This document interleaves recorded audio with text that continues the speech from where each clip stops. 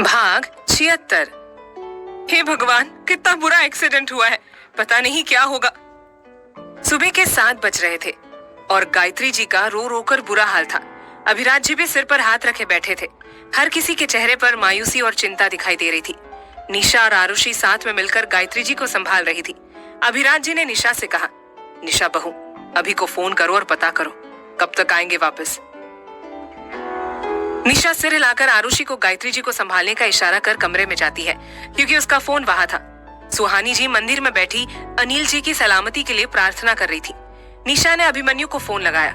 कुछ बेल जाने के बाद अभिमन्यु ने फोन उठा लिया। निशा ने तत्काल पूछा, कब तक आएंगे आप सब ठीक है वहाँ? अभिमन्यु ने थकी हुई आवाज में कहा, कुछ फॉर्मेलिटीज क्लियर करके आ रहे हैं हम लोग। दादी ठीक है? नहीं, उनका तो रो रो कर बुरा हाल हो गया। आप प्लीज जल्दी आ जाइए चाचा जी को लेकर, सब बहुत ज्यादा टेंशन में है। अभिमन्यु ने सिर्फ इतना कहा। फिर फोन कट हो गया। निशा नीचे आ गई। अभिराज जी गुस्से से बोले, रोने का कोई फायदा नहीं है, अनिल पर इसका कोई असर नहीं पड़ने वाला।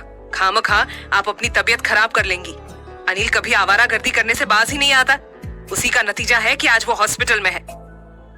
गायत्री जी ने उनकी बात को नजरअंदाज करके रोते हुए निशा से पूछा, निशा, अभी ने बताया नहीं कि पूरी बात क्या है, क्या हुआ था, वो ठीक है ना?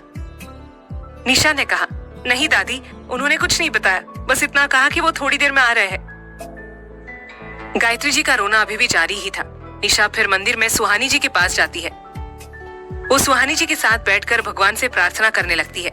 आधे घंटे बाद अभिमन्यु और अनीश जी अनिल जी को ले आते हैं। अनिल जी व्हील चेयर पर बैठे थे। एक पैर पर फ्रैक्चर और एक बाएं पर। सिर पर भी पट्टी बंधी हुई थी। अनिल जी को इस हालत में देखकर गायत्री जी का रोना बढ़ गया। अनिल जी ने कहा, माँ बस करो। तभी अभिराज जी बोले, अरे ऐसे काम करते ही क्यों हो जिससे तेरी माँ को रोना पड़े? अगर आधी रात को आवारागर्दी करने के बजाय तू घर पर आराम करता तो ये नौबत ही नहीं आती। अनिल जी इस पर कुछ नहीं बोले। फिर अभिराज जी बोले, अनीश, अभी जाओ इसे इसके कमरे में लेकर जाओ और बेड पर लिटा दो। अब कम से कम महीना भर कोई आवारागर्दी नहीं करेगा। अभिमन्यु और अनीश जी अनिल जी को कमरे में ले जाकर लिटा देते हैं। गायत्री जी सुहानी जी से कहती है, बहू, अनिल के लिए कुछ हल्का बनवाओ। सुहानी जी सिर हिलाकर किचन में जाती है। अभिमन्यु और अनीश जी कमरे से बाहर आते हैं। अभिमन्यु अपने कमरे में जाते हुए बोला, मिसेस मित्तल, मेरे लिए कॉफी लेकर आइए। निशा सिर हिला देती है। फिर वो अनीश जी से बोली, पापा आपके लिए भी बना दूं कॉफी? अनीश जी बोले, नहीं बेटे, कॉफी उसे पिलाओ, मुझे चाय पीनी है और मैं सुहानी से कह देता हूँ। निशा ने कहा, अरे नहीं, मैं बना देती हूँ। फिर निशा किचन में जाकर अनीश जी के लिए चाय और अभिमन्यु के लिए कॉफी बनाने लगती है। सुहानी जी भी किचन में ब्रेकफास्ट की तैयारी कर रही थी। निशा ने चाय के पानी में चाय पत्ती डालते हुए कहा, मम्मी, आपसे एक बात पूछूं? सुहानी जी ने मुस्कुरा कर कहा, हाँ बच्चे, पूछो ना। निशा ने कहा, चाचा जी की पत्नी कहाँ है? सुहानी जी के हाथ निशा की बात सुन सब्जी काटते हुए रुक गए। उन्होंने एक लंबी सांस लेकर अपना काम जारी रखते हुए कहा, ये तो हम खुद भी नहीं जानते। सुमन, यानी कि देवर जी की बीवी को जब अनिल के बाहर के नाजायज संबंधों के बारे में पता चला तो उसने उसे उन सभी संबंधों को खत्म करने को कहा, लेकिन वो नहीं माने। उसके बाद एक दिन रात के अंधेरे में सुमन यहाँ से भाग गई। किसी ने भी उसे तलाशने की कोशिश नहीं की, क्योंकि सब उसके इस फैसले में खुश थे। हम भी उसे यूं ही हर रोज तड़पते हुए नहीं देख सकते थे। अनिल को तो उसके बाद जैसे कुछ भी करने की आजादी मिल गई। अनिल अब महीनों घर से बाहर रहता है। वो अपने फ्लैट में रहता है जो कि पापा जी ने उसे लेकर दिया। निशा ने कहा, मम्मी जी, लेकिन पापा जी या दादाजी ने कोशिश नहीं की उन्हें समझाने की? सुहाना जी ने कहा, बहुत कोशिश की, यहाँ तक कि पापा जी ने तो उन्हें धमकी तक दे डाली कि वो उन्हें जायदाद से बेदखल कर देंगे, और करने भी वाले थे। लेकिन माँ ने अपनी कसम देकर पापा जी को रोक दिया। लेकिन अनिल नहीं सुधरा। उसे अपनी हवस के आगे कुछ नहीं दिखता है, लेकिन अपने घर की बच्चियों पर उसकी कभी बुरी नजर नहीं होती। निशा, उस दिन रिजॉर्ट में जो कुछ भी हुआ उसके लिए मैं माफी मांगती हूँ अनिल की तरफ से, लेकिन अब वो वैसी हरकत नहीं करेगा, क्योंकि अब तुम इस घर की बहू हो। निशा उनकी इन बात पे कुछ नहीं बोली। वो चाय और कॉफी को कप में डालकर ऊपर अनीश जी के कमरे की तरफ बढ़ती है। वो अनीश जी को चाय का कप देकर अपने कमरे में जाती है। वो वहां जाकर पाती है कि अभिमन्यु पैकिंग कर रहा है। ये देखकर वो चौंक जाती है। कॉफी को वो टेबल पर रखकर उसके पास जाकर पूछती है, आप कहीं जा रहे हैं? अभिमन्यु बिना किसी भाव के उसे बिना देखे कहता है, हाँ, कुणाल को बेंगलोर में मेरी जरूरत है, तो 15 दिनों के लिए जा रहा हूँ। उसके जाने की बात सुन निशा उदास हो गई, जिसे अभिमन्यु ने तिरछी नजरों से देख लिया था। निशा ने कहा, कॉफी पी लीजिए। इतना बोल वो जाने लगी, लेकिन तभी अभिमन्यु ने उसकी कलाई पकड़कर उसे रोक लिया। निशा मुड़कर उसे देखने लगी तो अभिमन्यु ने कहा, मेरे जाने से अगर फर्क पड़ रहा है तो रुक जाता हूँ। निशा ने मुंह फेर कर कहा, मैंने कब कहा कि फर्क पड़ रहा है? उसकी इस बात को सुन अभिमन्यु ने उसकी कलाई को छोड़ दिया और कहा, बहुत जिद्दी हो तुम। निशा बिना कुछ कहे चली गई। अभिमन्यु ने कहा, मिसेस मित्तल, अगर तुम्हारे लिए मैं 15 दिन से पहले ना आया तो मेरा नाम अभिमन्यु मित्तल नहीं और मुझे बुलाने वाली तुम खुद होगी। फिर वो कॉफी पीने लगता है। वहीं दूसरी तरफ निशा को कुछ अच्छा नहीं लग रहा था अभिमन्यु के जाने की खबर सुनकर। कुछ ही देर में सब नाश्ता करते हैं। अभिमन्यु सभी को अपने जाने का बता देता है। उसकी दोपहर 12 बजे की फ्लाइट थी। टेबल पर तभी अभिराज जी बोले, अनीश, ये एक्सीडेंट हुआ कैसे था? अनीश जी बोले, कुछ नहीं पापा, बहुत ज्यादा ड्रिंक कर ली थी और फिर ड्राइव कर रहा था, इसी कारण एक्सीडेंट हो गया। इसके आगे अभिराज जी कुछ नहीं बोले। फिर सभी अपने अपने काम के लिए निकल गए। अभिमन्यु निशा को भी उसके कोचिंग क्लास में छोड़ देता है। फिर वो सीधा ऑफिस चला जाता है। राइमा और पार्थ अपने शीतल अपार्टमेंट में थे। राइमा आज डांस क्लास के लिए जाने वाली थी। दोनों ब्रेकफास्ट कर रहे थे कि तभी उनके अपार्टमेंट की बेल बजी। बेल की आवाज सुनकर जैसे पार्थ उठने लगा, राइमा ने कहा, तुम नाश्ता करो, मेरा हो गया है, मैं खोल देती हूँ। पार्थ सिर हिला देता है। राइमा जाकर दरवाजा खोलती है तो सामने खड़े लोगों को देख वो चौंक जाती है। उसके मुंह से निकलता है, आप दोनों? सामने आशा जी और रविंद्र जी खड़े थे। आशा जी ने बिना किसी भाव के कहा, अंदर नहीं आने दोगी? राइमा उनकी बात सुन हड़बड़ा गई और अंदर आने के लिए साइड हो गई। अंदर आकर वो दोनों सोफे पर बैठ गए। राइमा ने कहा, मैं पार्थ को बुलाती हूँ। वो पार्थ को बुला कर लाती है। जब पार्थ को पता चला कि उसके माँ बाप आए हैं, वो खुश होने के साथ साथ हैरान भी था। वो जाकर उनके पैर छूता है। दोनों उसे आशीर्वाद देते हैं। थोड़ी देर में राइमा उनके लिए पानी लेकर आती है। आशा जी ने पानी का ग्लास लेकर कहा, पार्थ, राइमा को बताया नहीं कि हमारे घर बहुएं भी बड़ों का आशीर्वाद लेने के लिए उनके पैर छूती हैं। आशा जी की बात सुन पार्थ राइमा की तरफ देखता है और राइमा झट से झुककर उनके पैर छूती है। आशा जी ने उसके सिर पर हाथ रखा लेकिन कुछ कहा नहीं। रविंद्र जी ने उसके सिर पर हाथ रखकर कहा, सदा सुहागन रहो। राइमा फिर ऐसे ही जाने लगी लेकिन आशा जी ने कहा, यहीं बैठ जाओ। आशा जी की बात सुनकर राइमा बिना कुछ कहे वहां बैठ गई। आशा जी ने रविंद्र जी को इशारा किया। रविंद्र जी ने कहा, पार्थ, मैं और तुम्हारी माँ तुम्हें और बहू को घर ले जाने के लिए आए हैं। उनकी बात सुन दोनों हैरान हो गए। आशा जी ने तभी कहा, लेकिन इसका मतलब ये नहीं कि मैंने तुम्हें माफ कर दिया। मैं अभी भी नाराज हूँ तुम दोनों से, लेकिन अब यहाँ नहीं, ओबेरॉय मेंशन रहोगे और मैं भी देखना चाहती हूँ कि आखिर तुमने राइमा में क्या देखा। पार्थ ने कहा, माँ। रविंद्र जी ने कहा, अपनी ये कोल्ड वॉर घर जाकर कंटिन्यू करना, अभी घर चलो। पार्थ राइमा की तरफ देखता है तो राइमा पल के झपका देती है। दोनों अपने बैग्स पैक करते हैं और अपार्टमेंट को लॉक करके आशा जी और रविंद्र जी के साथ ओबेरॉय मेंशन के लिए निकल जाते हैं। वहां पहुंचकर उन दोनों को बाहर रोककर आशा जी और रविंद्र जी अंदर आते हैं। फिर कुछ देर बाद दोनों कुछ नौकरानियों के साथ आते हैं। एक नौकरानी के हाथ में आरती की थाल थी, एक के हाथ में आलते से भरी थाल और एक के हाथ में चावल से भरा कलश। चावल के कलश को वो राइमा के पैर के सामने रख देती है। फिर आशा जी आरती की थाल लेकर दोनों की आरती कर उन दोनों को टीका लगाती है। आशा जी राइमा को कलश को गिराकर अंदर आने को कहती है। राइमा कलश गिराकर फिर आगे रखी आलती की थाल में पांव रखकर आहिस्ता से घर में कदम रखती है और आज उसका अच्छे से गृह प्रवेश हो गया था।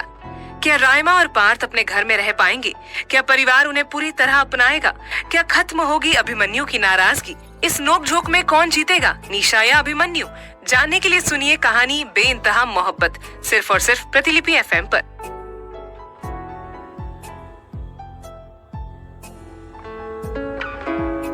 भाग 77।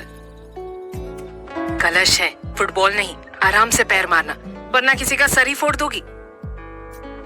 जैसे ही आशा जी चावल का कलश रखने लगी, पार्थ ने राइमा से कहा।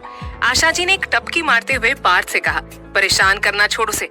और उसके बाद चावल के कलश को वो राइमा के पैर के सामने रख देती है। फिर आरती की थाल लेकर दोनों की आरती कर उन दोनों को टीका लगाती है। आशा जी राइमा को कलश को गिराकर अंदर आने को कहती है। सबके चेहरे पर हल्की खुशी दिखाई देती है। राइमा कलश गिराकर फिर आगे रखी आलते की थाल में पांव रखकर आहिस्ता से घर में कदम रखती है। आज उसका अच्छे से गृह प्रवेश हो गया था। लगभग 11:30 बजे सभी सोफे पर बैठ जाते हैं। राइमा ने पार्थ को कुछ इशारा किया जिसे पार्थ समझ गया। पार्थ ने कहा, माँ, वो रिम्स को डांस क्लासेस के लिए जाना है। पार्थ की बात सुनकर आशा जी ने उसे ऐसे देखा जैसे उसने कोई बहुत बुरी बात बोल दी हो। उनके चेहरे पर तीखी लकीरें आ गई। उन्होंने असमंजस से कहा, आज कहीं नहीं जाना। इसे सुनकर राइमा के चेहरे का रंग उतर गया। तुम कल से ज्वाइन कर लेना, आज हम सब सहगल हाउस जा रहे हैं। उनके इस बात को सुनकर जैसे राइमा और पार्थ को झटका लग गया।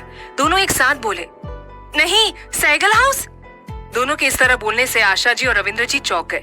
रविंद्र जी बोले, माना कि तुम दोनों ने गलत किया अपने परिवार को ना बताकर, लेकिन अब अगर कर लिया है तो डरना क्यों है? और राइमा, वो तुम्हारा अपना परिवार है, समझ जाएगा तुम्हें। कब तक भागोगी अपने परिवार से? कभी ना कभी तो तुम्हें उनका सामना करना ही होगा ना। राइमा ने बिना किसी भाव के कहा, वो मेरा परिवार नहीं है। जो लोग मेरी मर्जी के बिना मेरी जिंदगी का इतना बड़ा फैसला ले सकते हैं, वो मेरा परिवार हो ही नहीं सकता। दोनों हैरानी से उसे देख रहे होते हैं। पार्थ उन्हें सब बताता है। सब सुनकर आशा जी और रविंद्र जी को बहुत जोर का झटका लगा। रविंद्र जी ने कहा, तुम दोनों ने हमें पहले क्यों नहीं बताया? पार्थ ने कहा, आप दोनों हमसे राब्ता ही नहीं रखना चाहते थे तो क्या करते?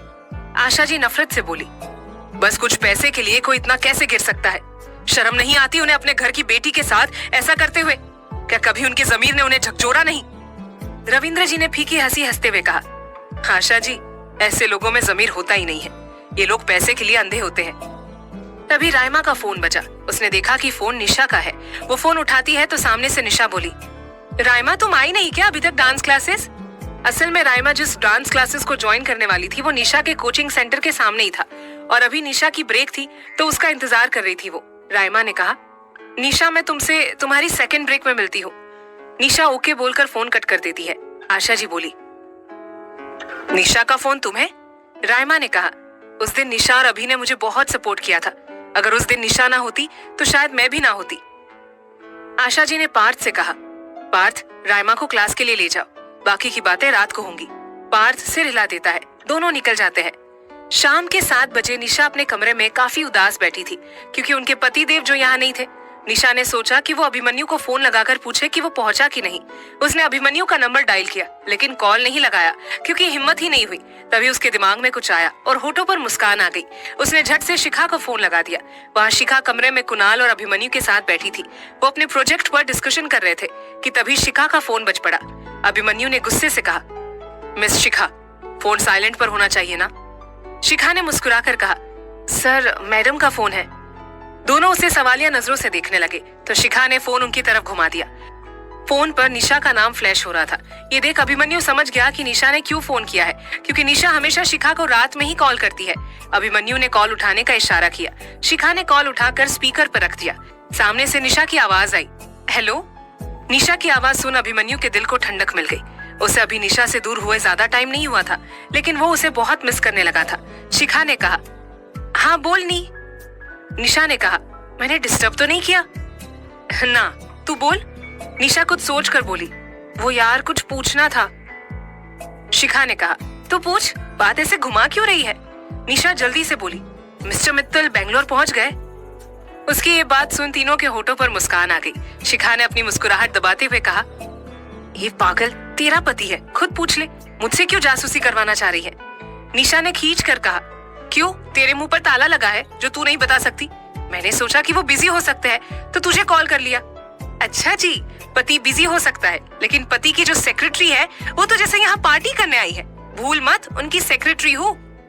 हाँ, तो अगर तू उनकी सेक्रेटरी है उस हिसाब से तो मैं तेरी भी मैडम हुई। तो चल बता कि वो पहुंचे कि नहीं, वरना अपने पति की सेक्रेटरी को अपने पति से डांट कैसे लगवानी है बहुत अच्छे से जानती हूँ मैं। अभिमन्यु ने अब शिखा के हाथ से फोन ले लिया और स्पीकर से हटाकर कान से लगाकर उसने कुणाल शिखा को काम करने का इशारा किया और खुद खिड़की के पास जाकर कहा, मैं भगवान की कृपा से सही सलामत बेंगलोर पहुंच चुका हूँ मिसेस मित्तल। उसकी आवाज सुन तो जैसे निशा को झटका लगा। उसका मन किया कि वो शिखा को मार डाले। निशा ने दबी हुई आवाज में कहा, मिस्टर मित्तल आप? जी मैं। क्यों, किसी और की आवाज सुनाई दी? नहीं, वो। उसे टोकते हुए अभिमन्यु ने कहा, खैर फॉरगेट इट, मेरी बात ध्यान से सुनो। मेरी अनुपस्थिति में एक्सरसाइज मिस नहीं होनी चाहिए। Got it? चलो फिर मैं रखता हूँ। और हाँ, एक और बात, तुम्हारे फोन में मेरा नंबर है और मैंने तुम्हारा नंबर ब्लॉक भी नहीं किया है, तो तुम डायरेक्टली मुझे कॉल लगा सकती हो। इस तरह तुम क्यों मेरी साली साहिबा को परेशान करती हो? निशा इस पर कुछ नहीं बोली। अभिमन्यु ने फिर कहा, नाराज मैं अभी भी हूँ, बाय, अपना और परिवार का ख्याल रखिएगा। इतना बोल उसने फोन कट कर दिया। फिर वो उन दोनों के पास चला गया। शिखा ने हंसते हुए कहा, बेचारी निशा, वो ना मुझे अब गालियां दे रही होगी। दोनों उसकी बात पर हंस दिए और वहाँ निशा सच में शिखा को गालियां दे रही थी। उसने अपना फोन बेड पर फेंक कर कहा, कमीनी, धोखेबाज, एक बार मेरे सामने आ जा, फिर बताती हूँ शिखा की बच्ची को। अचानक ही साइड बदल ली। कोई बात नहीं शिखा मेरा, आओ तो सही तुम अब वापस, फिर बताती हूँ, फिर तुम्हें पता चलेगा निशा के साथ धोखेबाजी का अंजाम। उसे इस वक्त शिखा पर बहुत गुस्सा आ रहा था। निशा फिर नीचे चली गई। खाने के वक्त सुहानी जी ने आरुषि के हाथों अनिल जी को खाना भिजवा दिया और फिर सभी ने एक साथ डिनर किया। उसके बाद सुहानी जी ने कहा, आरुषि आज तुम अपनी भाभी के साथ उनके कमरे में सो जाओ, बल्कि सिर्फ आज ही नहीं, तब तक जब तक अभी ना आ जाए। वो सिर हिला देती है। आरुषि और निशा कमरे में ढेरों बातें करते हैं और सो जाते हैं। वहीं दूसरी तरफ पार्थ और राइमा भी ओबेरॉय मेंशन आकर खुश थे। अगली सुबह उठकर निशा ने प्रॉपरली एक्सरसाइज की। इसी तरह दिन बीतते गए। इन दिनों निशा ने ना तो अभिमन्यु को फोन किया और ना ही शिखा को, और ना ही उधर से कोई फोन आया। इस तरह 7 दिन बीत गए।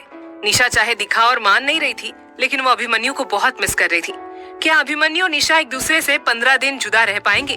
कैसे खत्म होगी उन दोनों की ये प्यार और नोकझोंक भरी नाराजगी? कैसे सबक सिखाएगी निशा शिखा को? क्या अनिल का घर में आना कोई नया मोड़ लाने वाला है? जानने के लिए सुनिए कहानी बेइंतहा मोहब्बत, सिर्फ और सिर्फ प्रतिलिपि FM पर।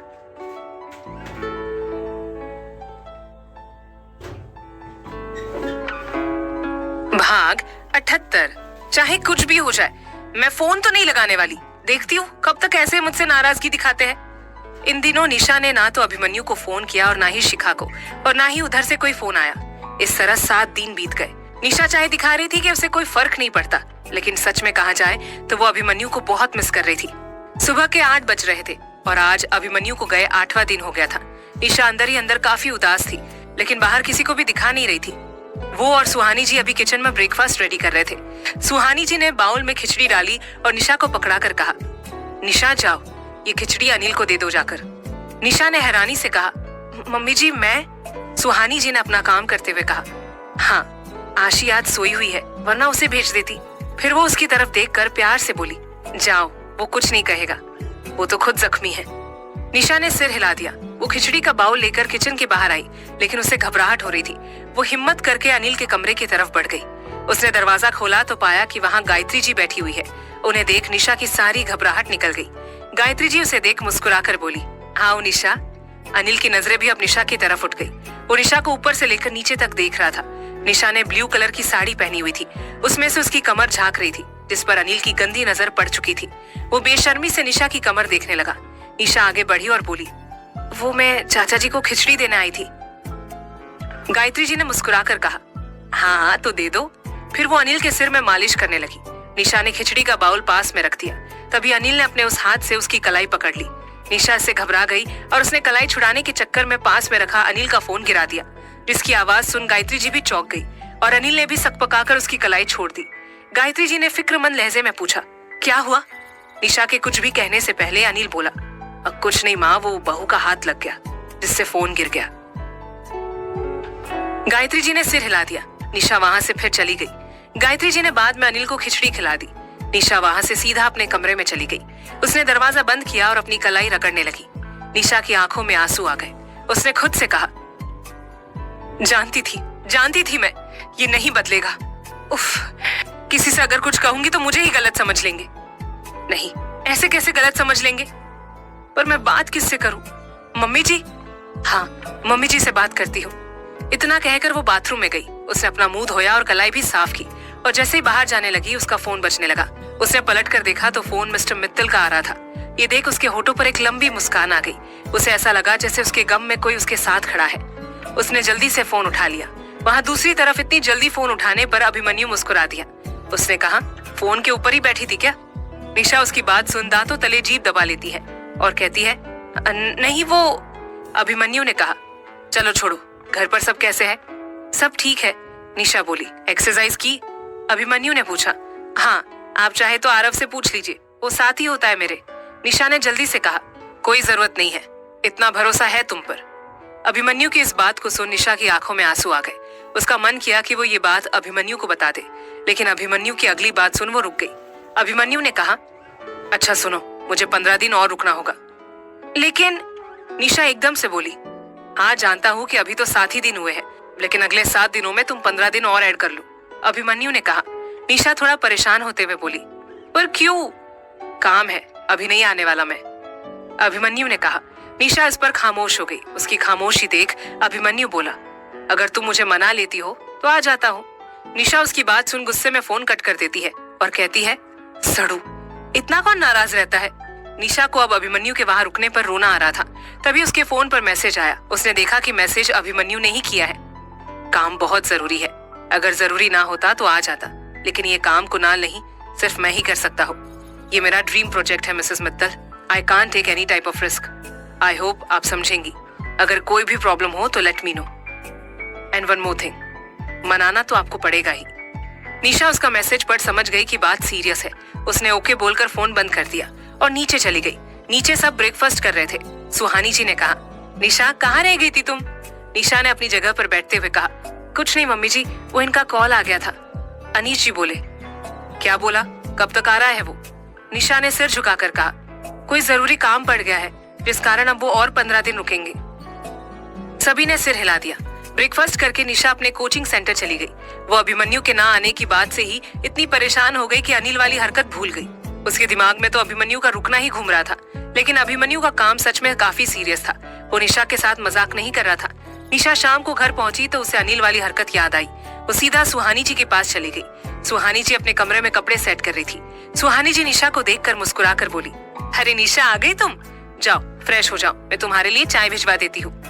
निशा तभी उनके हाथ से कपड़े लेकर बेड पर रखकर उनका हाथ पकड़कर उन्हें बेड पर बिठाते हुए बोली, माँ मुझे कुछ सीरियस बात करनी है। निशा ने फिर सुबह वाली अनिल की सारी हरकत बता दी। सब सुनकर सुहानी जी को भी गुस्सा आया। वो झट से खड़ी हुई और बोली, चलो अभी बात करते हैं अनिल से। सुहानी जी ने निशा का हाथ पकड़ा और उसे अनिल के कमरे में ले गई। अनिल इस वक्त अपने बेड पर आंखें बंद कर लेटा हुआ था। दरवाजा खुलने की आवाज से उसने अपनी आंखें खोली और आहिस्ता से उठकर बैठ गया। निशा और सुहानी को देख वो सारा माजरा समझ गया। वो बोला, भाभी आप यहाँ बहू के साथ? सुहानी जी ने गुस्से से कहा, अनिल सुबह तुमने क्या हरकत की है निशा के साथ? हमें लगा तुम घर की बहू बेटियों पर तो गंदी नजर नहीं डालोगे, लेकिन तुमने बहू पर भी। अनिल ने नासमझी से भरे भाव के साथ कहा, भाभी आप क्या कह रही है? मैं कुछ समझ नहीं रहा। सुहानी जी ने कहा, सुबह जब निशा तुम्हें खिचड़ी देने आई थी तो तुमने उसके साथ बदतमीजी नहीं की? सच सच बताना, की या नहीं? अनिल हैरानी से बोला, बदतमीजी? कब? भाभी लगता है आपको कोई गलतफहमी हुई है। निशा ने गुस्से से कहा, आपने मेरी कलाई नहीं पकड़ी थी? अनिल ने कहा, अरे बहू ये क्या कह रही हो तुम? भाभी आप ही बताइए, कलाई पकड़ना क्या बदतमीजी होती है? सुहानी जी ने कहा, तो फिर तुमने कलाई पकड़ी ही क्यों थी? अनिल ने कहा, ताकि बहू को रोक सकूं और कह सकूं कि मुझे खिचड़ी खिला दो। जब आरुषि आती है मुझे खाना देने तो वो खुद अपने हाथों से खिला कर जाती है। भाभी आप खुद देखिए, एक हाथ में प्लास्टर है तो कैसे खाऊंगा मैं? सुहानी जी अनिल की बात सुन निशा को देखने लगी।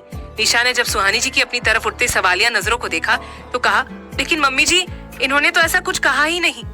इस पर अनिल बोला, वो इसलिए क्योंकि ये घबरा गई थी। भाभी ये बहू है इस घर की इज्जत है। आपको लगता है मैं ऐसा कुछ करूंगा? अरे अपने अभी की पत्नी है और आप भी जानती है कि मैं जितना मर्जी बुरा हूँ लेकिन अपने भतीजे से बहुत प्यार करता हूँ। आप खामखा मुझ पर शक कर रही है। सुहानी जी ने गहरी सांस लेकर अनिल से माफी मांगी और निशा को लेकर बाहर आ गई। फिर उन्होंने प्यार से निशा से कहा, निशा तुम्हें गलतफहमी हुई होगी। देखो तुम पहले से ही घबराई हुई थी और तुमने पहले ही अपनी सोच ऐसे बनाई हुई है, तुम्हें सब गलत ही लगा होगा। फिर भी अगर तुम कंफर्टेबल नहीं हो तो अगली बार मैं तुम्हें नहीं भेजूंगी। निशा सिर हिला देती है। वो फिर सीधा अपने कमरे में जाती है। कमरे का दरवाजा बंद करके वो बेड पर पेट के बल लेट जाती है। उसकी आंखों से आंसू निकलने लगते हैं। वो जानती थी कि उसे कोई गलतफहमी नहीं हुई है। अनिल के छुअन से वो उसकी नीयत पहचान चुकी थी। उसे बहुत बेबसी महसूस हो रही थी। वो इस वक्त अपने साथ अभिमन्यु को चाहती थी। तभी उसका फोन बजा। किसी का मैसेज था। उसे लगा अभिमन्यु है, लेकिन ये कोई अननोन नंबर था। उसने मैसेज खोला तो एक फोटो थी। उस फोटो को देख निशा चौंक गई। जब साथ में उसने आए मैसेज को पढ़ा तो उसकी आंखों से आंसू तेजी से बहने लगे। क्या अनिल फिर करेगा निशा के साथ बदतमीजी? कैसे साबित करेगी निशा अनिल की गलती? क्या अभिमन्यु निशा की मदद करेगा? क्या मैसेज आया था निशा को? क्यों उस अननोन नंबर से आया मैसेज देखकर रोने लगी थी निशा? क्या होगा इस प्यार भरी कहानी का अंजाम? जानने के लिए सुनिए कहानी बेइंतहा मोहब्बत, सिर्फ और सिर्फ प्रतिलिपि एफएम पर।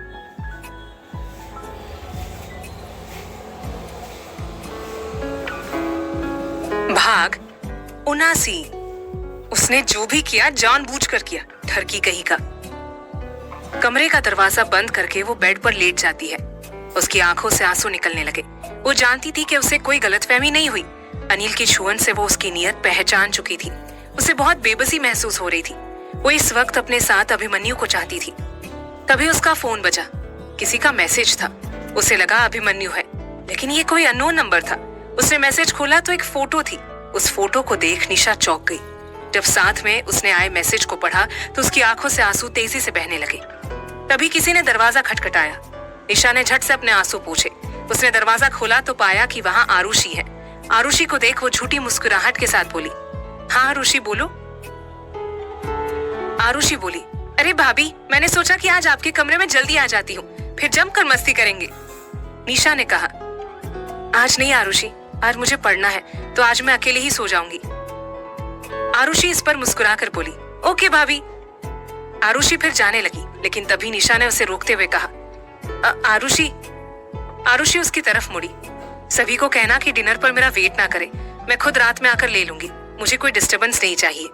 आरुषि ने कहा, नो प्रॉब्लम भाभी, मैं माँ को बोल दूंगी, अगर कुछ चाहिए हो तो मुझे बोल दीजिएगा। निशा ने हाँ में सिर हिला दिया। फिर उसने दरवाजा लॉक किया और बेड पर बैठ गई। उसने सीधा अभिमन्यु को फोन लगा दिया। बेल जा रही थी, लेकिन अभिमन्यु ने फोन नहीं उठाया। फिर उसने शिखा को फोन लगाया। शिखा ने भी उसका फोन नहीं उठाया। उसने फिर से अभिमन्यु को फोन लगाया, लेकिन अभिमन्यु ने फोन नहीं उठाया। अब उसकी आंखों से आंसू बहने लगे। वो पूरी रात यूं ही रोती रही। न जाने रात के किस पहर में उसकी आंख लग गई। अगली सुबह उसकी आंख दरवाजा खटखटाने से खुली। उसने घड़ी देखी तो 7 बज रहे थे। वो झट से उठी और उसने दरवाजा खोला। सामने सुहानी जी खड़ी थी, जिनके चेहरे पर फिक्र के भाव थे। उन्होंने जब उसकी लाल आंखें देखी तो घबरा गई और बोली, निशा, ये तुम्हारी आंखों को क्या हुआ? तुम रात में ठीक से सोई नहीं क्या बेटा, या कोई और प्रॉब्लम है?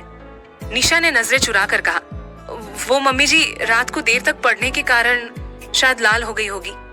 सुहानी जी ने प्यार से कहा, निशा, जानती हूँ इट्स वेरी टफ, पर बच्चा इसके लिए अपनी हेल्थ को रिस्क पर नहीं रखते। अभी को अगर पता चला तो वो मुझे बोलेगा कि माँ आपने मेरी पत्नी का ख्याल नहीं रखा। निशा ने फीकी मुस्कान के साथ बहुत ही धीमी आवाज में कहा, फिलहाल तो वो किसी और का ख्याल रख रहे हैं। सुहानी जी ने उसकी बात नहीं सुनी। उन्होंने उसे नजरअंदाज करके कहा, अच्छा चलो रेडी हो जाओ, तुम कोचिंग सेंटर के लिए लेट मत हो जाना। निशा ने सिर हिला दिया। फिर सुहानी जी चली गई। निशा ने दरवाजा बंद किया और जाकर अपना फोन देखा कि किसी का कॉल तो नहीं आया, लेकिन किसी का भी कॉल या मैसेज नहीं था। ये देखकर वो निराश हो गई। वो फिर बाथरूम में गई। कुछ देर में बाथरूम से निकलकर रेडी होकर उसने फिर से अभिमन्यु और शिखा को फोन लगाया, लेकिन दोनों ने ही नहीं उठाया। उसने फिर उसी नंबर पर कॉल लगाया जिससे कल रात उसे मैसेज आया था, लेकिन वो नंबर अभी स्विच ऑफ आ रहा था। उसे फिर से रोना आ रहा था, लेकिन उसने अपने इमोशंस को कंट्रोल किए और फिर नीचे चली गई। ब्रेकफास्ट करके वो कोचिंग सेंटर के लिए निकल गई। आज उसका मन पढ़ाई में नहीं लग रहा था। वो आज अच्छे से ध्यान नहीं दे पा रही थी। वो क्लास को आधे में ही छोड़कर बाहर निकली और उसने रायमा को कॉल किया। रायमा उस वक्त डांस क्लास के लिए घर से निकली थी। निशा का कॉल देख उसने कॉल उठाया। रायमा ने हंसते हुए कहा, क्या हुआ मैडम, पति की याद में मुझे फोन कर दिया? पति को भी कर दो। असल में रायमा को पता था कि निशा और अभिमन्यु के बीच क्या चल रहा है। इन 7 दिनों में उसे इतना तो पता चल ही गया था कि निशा अभिमन्यु को बहुत मिस कर रही है और उसे फोन भी नहीं कर रही है। निशा ने उसकी बात को नजरअंदाज करते हुए कहा, रायमा, जल्दी से मेरे कोचिंग सेंटर के पास जो पार्क है उसमें पहुंचो, इट्स अर्जेंट। इतना बोलकर उसने फोन कट कर दिया और पार्क में चली गई। उसकी बात सुन रायमा भी घबरा गई, लेकिन उसने पार्थ से कुछ नहीं कहा। कुछ ही देर में पार्थ ने उसे उसकी क्लासेस के यहाँ ड्रॉप किया और चला गया। उसके जाने के बाद वो पास में जो पार्क है वहीं चली गई। पार्क में जाकर वो निशा को तलाशने लगी। वो एक कॉर्नर में नीचे घास पर ही उदास सी बैठी थी। रायमा जल्दी से उसके पास जाकर बैठ गई और बोली, क्या हुआ, क्यों देवदास बनी घूम रही है? अगर इतनी ही याद आ रही है तो कॉल कर लेना अभी को, ज्यादा से ज्यादा चिढ़ाएगा ही, खाएगा तो नहीं तुझे। उसकी बात सुन निशा हंस दी और बोली, कल रात से न जाने कितने ही कॉल्स किए, लेकिन एक भी कॉल नहीं उठाया। रायमा उसकी बात सुन बोली, बिजी हो सकता है। निशा के चेहरे पर दर्द भरी मुस्कान आ गई।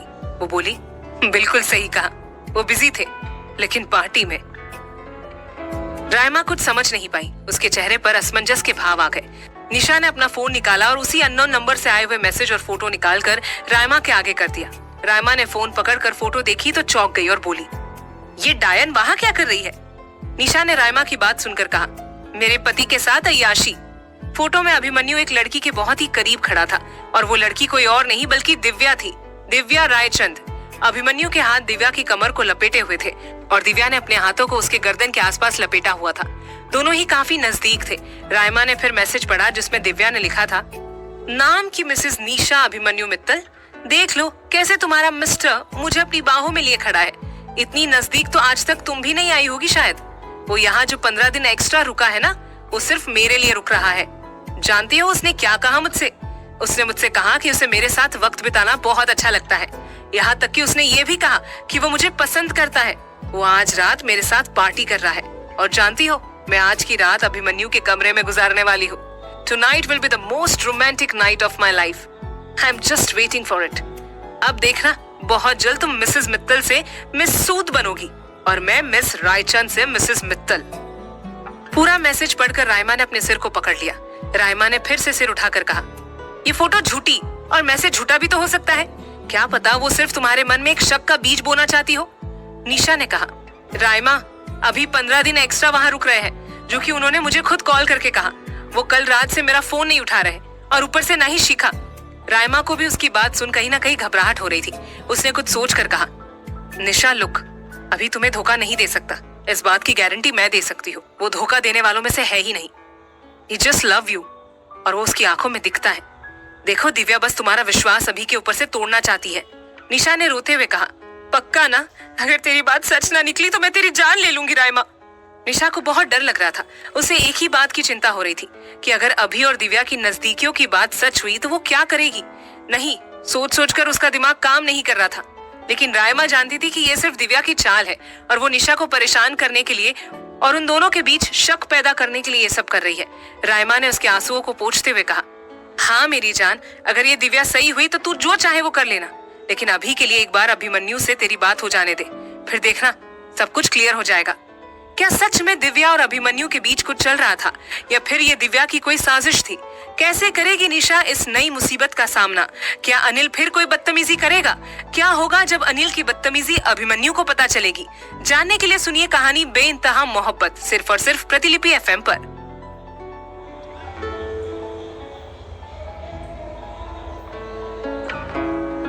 भाग 80। सुन निशा, आज सारा दिन तू मेरे साथ रहेगी। अकेली रहेगी तो ऐसे ही रोती रहेगी दिन भर।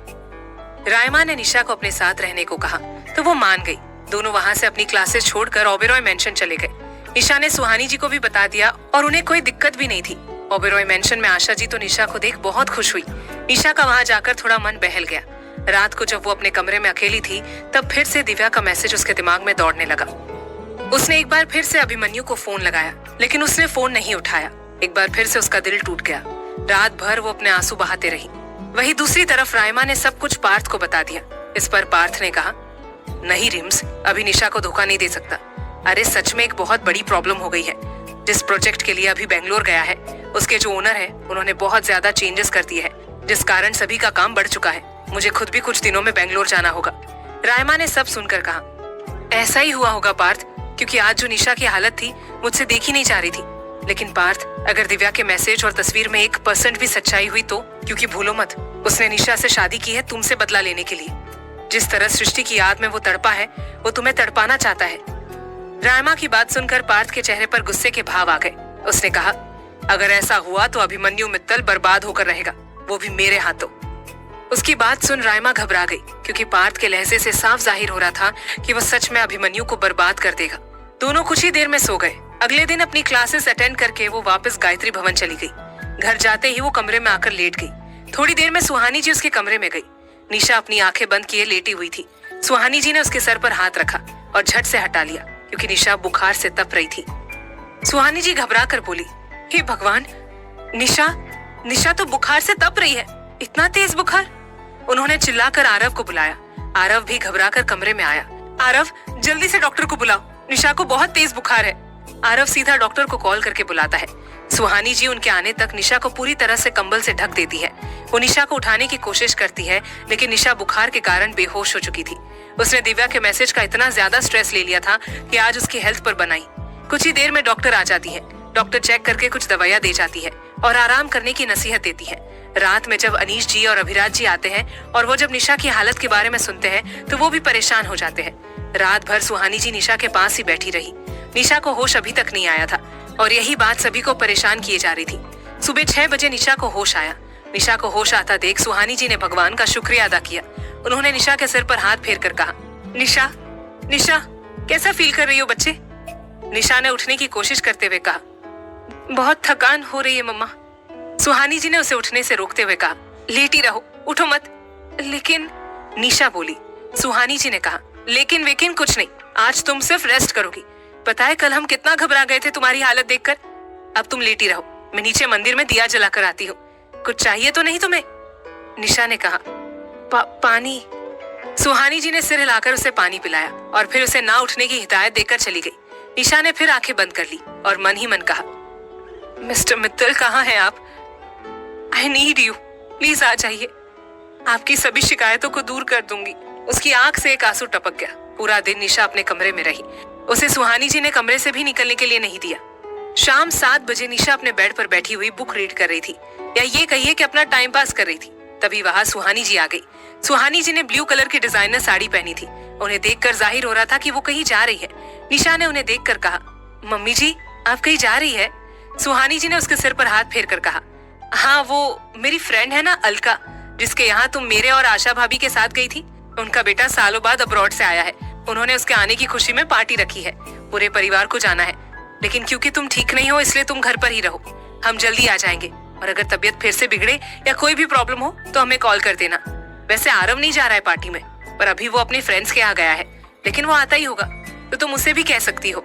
निशा ने सिर हिला दिया। सुहानी जी फिर उसका माथा चूमकर चली जाती है। निशा ने अपनी आंखें बंद कर ली और लेट गई। सब पार्टी के लिए चले गए थे। निशा की भी फिर से आंख लग गई, लेकिन तभी उसका फोन बज पड़ा। उसने देखा कि कॉल दीक्षांत जी का है। वो उनसे बात करती है। उनसे बात करने के लिए वो पानी पीने के लिए जैसे ही साइड में देखती है तो पाती है कि जग खाली है। वो फिर उठती है और जग लेकर पानी लेने जाती है। उसे भूख भी लग रही थी तो वो फ्रूट्स भी काटने का सोच रही थी। वो जग भरकर फ्रूट्स काटने लगी। तभी उसके दिमाग में कुछ क्लिक हुआ। उसने खुद से कहा, अलका आंटी का बेटा आया है, यानी कि दिव्या का भाई। मम्मी ने बताया कि वो सालों बाद आया है। अपने भाई की होमकमिंग पार्टी को छोड़ वो बेंगलोर क्या करने जाएगी? वो भी वो भाई जो सालों के बाद आया हो। यानी कि ओह माय गॉड, यानी Raima was right. I hope मैं जो सोच रही हूँ वही सही हो। तभी उसे कहीं से कुछ टूटने की आवाज आई, जिसे सुन वो घबरा गई। उसने फ्रूट्स को छोड़ा और आहिस्ता से चाकू लेकर किचन से बाहर आई। उसे फिर आवाज सुनाई दी, कोई है क्या? भाभी, माँ? आवाज सुनकर वो समझ गई कि आवाज अनिल की है। वो अनिल के कमरे की तरफ घबराते हुए बढ़ी। उसने जो चाकू पकड़ा हुआ था वो अपने पीछे छुपा लिया। वो अनिल के कमरे में गई। निशा को देख अनिल की आंखों में चमक आ गई। निशा ने उसकी तरफ ना देखते हुए कहा, चाचा जी वो माँ और बाकी सब पार्टी में गए हुए हैं, कुछ चाहिए था आपको? अनिल जी उसे घूरते हुए बोले, हाँ बहू वो पानी, लेकिन मुझसे ये जग गिरकर टूट गया। निशा ने एक नजर नीचे टूटे हुए कांच को देखा और फिर बिखरे हुए पानी को देखा और कहा, मैं लाती हूँ। वो फिर बाहर निकल गई। वो दूसरे किसी जग में पानी भरकर उन्हें देने जाती है। जैसे ही वो उन्हें पानी ग्लास में डालकर देती है, अनिल अपने ठीक हाथ से सीधे ग्लास की जगह उसकी कलाई पकड़ लेता है, जिससे निशा के हाथ से वो ग्लास सीधा नीचे गिरकर टूट जाता है। निशा अपनी कलाई छुड़ाने की कोशिश करते हुए कहती है, चाचा जी ये आप क्या कर रहे हैं? अनिल ने उसकी कलाई मसलते हुए कहा, वही जो मैं माँ के होते हुए ना कर सका। निशा ये सुन घबरा गई। वो और तेजी से कलाई छुड़ाने लगी। कमजोरी के कारण वो कुछ भी करने में असमर्थ थी और अनिल के दूसरे हाथ से भी प्लास्टर हट चुका था। सिर्फ गर्म पट्टी बंधी हुई थी तो वो उससे ज्यादा ताकतवर था। उसने सीधा निशा को बेड पर गिरा दिया और उसकी गर्दन की तरफ अपनी नाक करते हुए कहा, पहले दिन से तेरी इस खुशबू ने जादू किया है मुझ पर। उफ। निशा काफी ज्यादा डर चुकी थी। वो चिल्लाने लगी, जिसे देख अनिल ने हंसते हुए कहा, और चिल्लाओ, लेकिन आज तेरी चीख कोई भी नहीं सुनने वाला। अनिल अब अपने होठ निशा की गर्दन पर रगड़ने ही वाला था कि निशा के दिमाग में कुछ आया और उसने सीधा उस लात पर उसे किक किया जिस लात पर प्लास्टर लगा हुआ था। उसकी किक से अनिल दर्द से चिल्ला उठा और उससे दूर हो गया। निशा मौका पाकर वहां से उठी और भाग गई। अनिल अपने दर्द को संभाल नहीं पा रहा था। उसे निशा पर गुस्सा भी बहुत आ रहा था, लेकिन वो कुछ नहीं कर सकता था अभी। वहीं निशा रोते हुए भागते हुए घर के बाहर आ गई थी और सीधा किसी के सीने से टकरा गई। निशा ने नजरें उठाकर देखा तो वो आरव था। आरव भी निशा को इस तरह देख घबरा गया। उसने उसकी बाजुओं को पकड़ते हुए कहा, भाभी क्या हुआ? निशा को आरव को देखकर हिम्मत मिली और लड़खड़ाती जुबान के साथ वो बोली, आरव वो चाचा जी ने मेरे साथ उन्होंने मेरे साथ। आगे कुछ भी कहने से पहले वो बेहोश हो गई और आरव की बाहों में झूल गई, जिसे देख वो घबरा गया। उसने उसके गाल को थपथपाते हुए कहा, भाभी। वो इतना तो समझ गया था कि अनिल ने निशा के साथ कुछ गलत करने की कोशिश की है। आरव ने निशा को अपनी बाहों में उठाया और अंदर ले गया। वो उसे सीधा उसके कमरे में जाकर बेड पर लिटा देता है। उसने सुहानी जी को फोन करने की मंशा से जैसे ही फोन निकाला कि उसका फोन बज पड़ा। किसी अननोन नंबर से कॉल देख आरव ने कॉल कट कर दिया, क्योंकि अभी सुहानी जी को फोन करना अर्जेंट था। वो जैसे ही फोन को अनलॉक करता है, एक बार फिर से उसी नंबर का कॉल आया। आरव ने चिढ़कर फिर से कट कर दिया। वो सुहानी जी का नंबर डायल करता है, लेकिन फिर से उसी नंबर से कॉल आ गया। आरव ने चिढ़कर फोन उठाया और कहा, कौन है? सामने से जानी पहचानी कड़क आवाज आई, आरव। आवाज सुनकर आरव के मुंह से निकला, भाई? हाँ मैं, अभी। ये किसका नंबर है? अरे यार, मेरा फोन किसी ने चोरी कर लिया है, इसीलिए ये होटल के नंबर से कॉल कर रहा हूँ। मिसेस मित्तल मेरा फोन नहीं उठा रही, उनसे बात करवा। आरव अभिमन्यु की बात सुन निशा को देखने लगा कि इस वक्त वो बेहोश पड़ी हुई थी। उसने घबराते हुए कहा, भाई वो भाभी। आरव की घबराहट को भांपकर अभिमन्यु ने कहा, क्या हुआ मिसेस मित्तल को? आरव, क्या हुआ? आरव अभिमन्यु को सब बता देता है। वो बताता है कि निशा के साथ अनिल ने गलत करने की कोशिश की है और वो अभी बेहोश है। सब सुनकर अभिमन्यु के पैरों तले जमीन खिसक गई।